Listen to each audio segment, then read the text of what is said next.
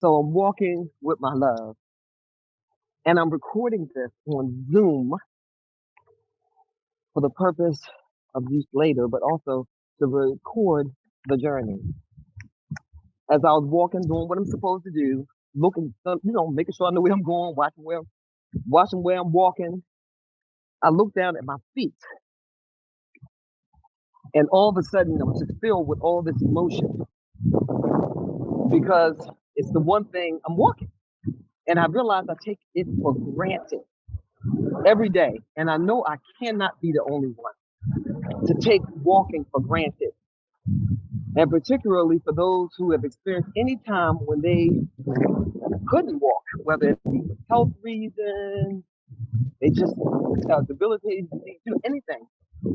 For me, and you guys probably heard of this before, we talk about 2017, in September 2017, September 5th to be exact. They were like, the doctors were like, you may not walk again, and so forth and so on. And then for over a year, I had to fight that that thing that was my mind, fight my mind, because it was telling me that you could, that you could make a comeback. But I had a setback after setback after setback, and it was just a mess for me. And I think I cried more in that time period than I did in my entire life. I mean, I had a whole pity party over and over again, and I took a whole bunch of people to the party with me.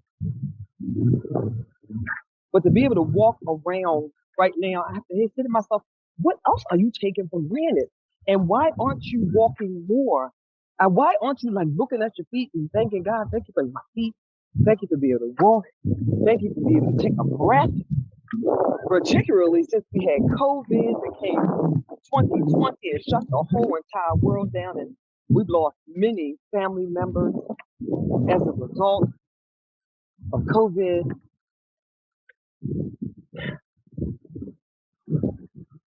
And so many things that's on my mind.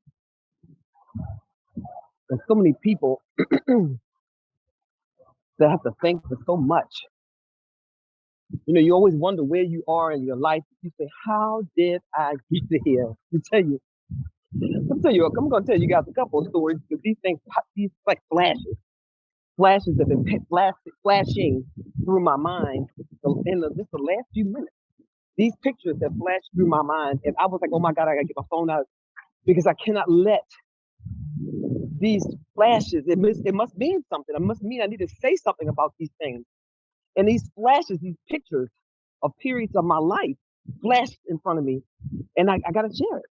So one is this, I have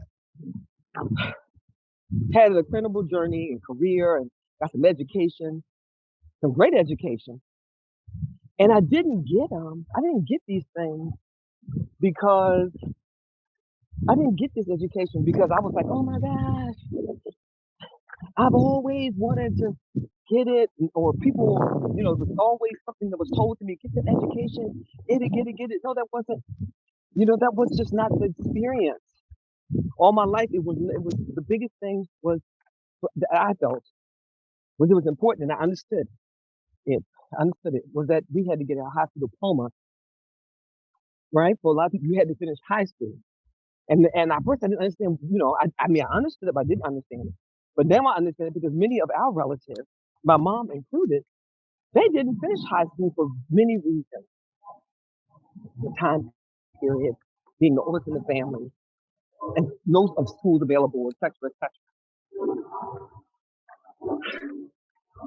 But I reached a point in my life at some point where I was like, okay, I'm married, got some kids, I got the house, I got a job.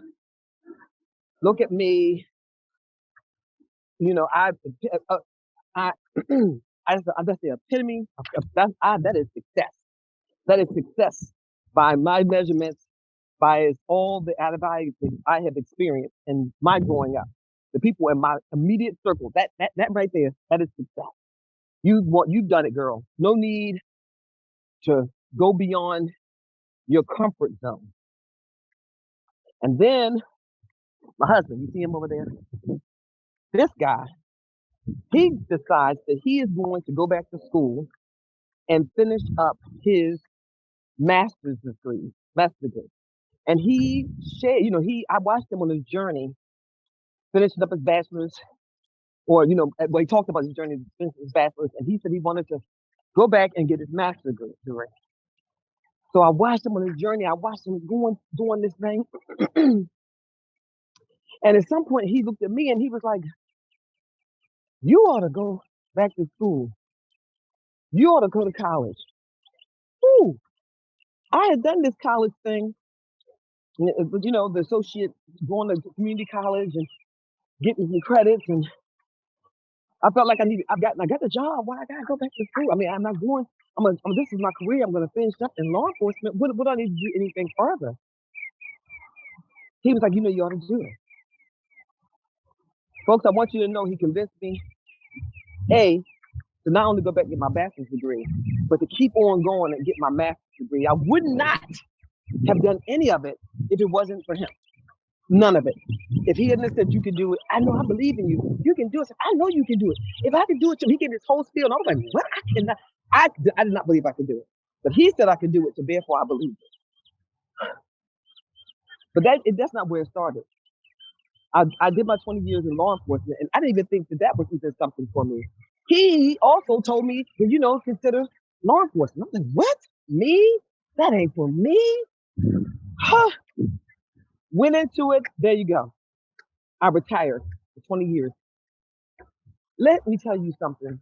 Sometimes some things that we don't see for ourselves, and sometimes when you're not even looking for a lesson, the lesson is right there in your face. Les Brown always talked about facing, that we're fearing everything. We're so busy living those fears that we're not living our dreams. And he says, basically, face it. Brene Brown says, you must face everything, and face your fears. Fall forward. It was supposed to say, fail forward. Fail forward. Y'all I gotta touch this line. I gotta come to this line right here, or he gonna say I didn't go all the way. We have a point. There's a marking point of turning around. It's like life. You got to hit those mile markers to say you actually went that way, to say you actually completed the task. But why do I share all that with you? Because you ain't get to where you are alone. Every bit of who I am has everything to do with all the people around. I have learned some significant lessons from every person that I have the opportunity, blessed opportunity, to be around, to have an opportunity to glean something from them. Oh my gosh. It's just amazing how much you can learn from real leaders, from formal and informal leaders. So much you learn about yourself, about people, about life, about love, about sacrifice, about being empathetic, about being grateful. Me walking around, even this is crazy for me right now. We walked from over there, but there was a time that I couldn't walk down the steps to the bathroom without a whole bunch of help. And I'm walking, look at me. I'm walking. These are my feet. I am walking on my own ability. I just want to tell you that while you are looking at your life, and if you're very successful, congratulations. But while you are looking at that success and celebrating this, I want you to acknowledge and celebrate and honor those people that poured into you so that you would even get to the level that you're on. See, I wouldn't even felt comfortable enough to even go after any of my dreams if I didn't first have some wins. And my first win and the first win that I didn't even know I thought was just impossible was me going back to school and completing. Because you see, I have my GED. I thought, ooh, that was the best I could do. I got that. Mama, I'm proud. You're proud. My mama's proud right there. If I had stopped right there, she'd been proud. But thankfully for me, before she went on and got her wings, she saw that I went to college. Yep. Saw that her daughter got married and have a family and got a house and all that good stuff. All those things that were important to mom. But more importantly, those things that were important to me, those things that I thought was for everybody else but me. Because your self-esteem is wrapped up in sometimes things. But in human nature, we have to. There's the greatest need. Maslow's greatest need is, feeling to be belonging. Besides food and shelter and all that good stuff, you need to feel like you belong to something and that you are needed. And all of those things are important. But you have to feel accomplished as well. You need to have it's important for us all to find purpose. And our purpose is wrapped up in your God-given gifts. And your God-given gifts are your things, are those things that it's not just that you would do if you for free. Oh, no, no, no. I'm talking about those things that if today you were on your deathbed, you would have regret that you didn't do. Those things that you know how to do better than anybody else, or at least you know how to do very, very well, and you wish everybody else knew how to do it. You want to just, if somebody start talking about that thing, baby, you come right into the conversation with it. Because you know it, like you know it, like you know it, like you know it. I'm telling you all, if you don't do anything else, if you don't do nothing else, stop wasting time. But more importantly, I need you all to know that who I am is a whole collaboration or a whole. I'm made up of every experience I have and every person that's ever told me I could do it. That is who I am because of other people. So allow other people to pour into you. All right, peace out and God bless you.